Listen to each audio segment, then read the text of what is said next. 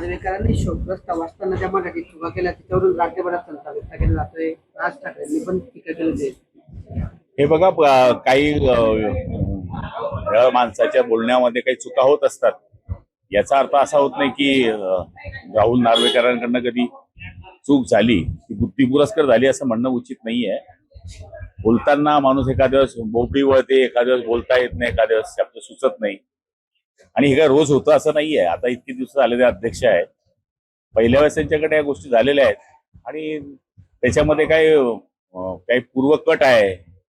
महाराष्ट्राला बदनाम करायचा हा जो इश्यू केला जातो हा चुकीचा आहे. रिक्षावाल्यांना जसं मारतो तसं नार्वेकरांना मारलं पाहिजे का असं संजय राऊतांनी टीका केली. संजय राऊतांच्या बाबतीत बोलणंच उचित नाहीये. आता सध्या ते बरकटलेलं माणूस कसा असतो तसा त्यांचा आत्मा बरकटतोय.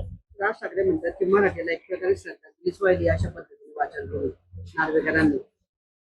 हे बघा, मी आता तेच सांगितलंय तुम्हाला, बोलताना माणसाने कधीतरी चूक होऊ शकते. आता आम्ही कधी कधी व्यासपीठावर आमच्याकडनं एखाद्या शब्द चुकतो.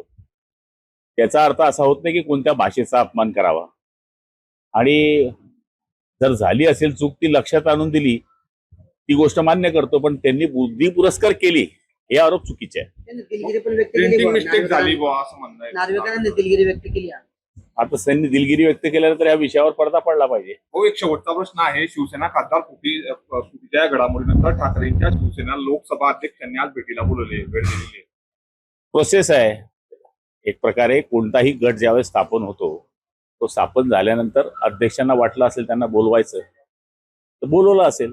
प्रोसेस आहे ती. काय होऊ शकतं वाटतं? काय होणार आहे? गटाला मान्यता अध्यक्षांनीच दिलेली आहे. ठाकरेंच्या सेनेला बोलवलं जातंय बघून तिथे लोकसभा अध्यक्षांनी ठाकरेंना बोलवलेलं आहे. बोलू द्या ना. अहो, कायद्याच्या बाहेर तर कोणीच जात नाही ना.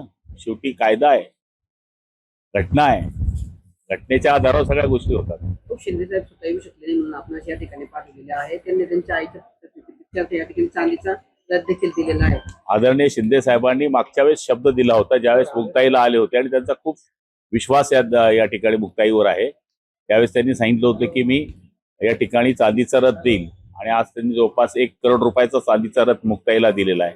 ती दिंडी जाते, त्यामुळे आम्ही जिल्ह्याचे 3 मंत्री महोदय आणि आमदार महोदय दिंडीचं प्रस्थान करण्याकरता या ठिकाणी जातो. काय साखर मागणारे बोलत सुरू झालंय पाणी, तेच मागणार होतो.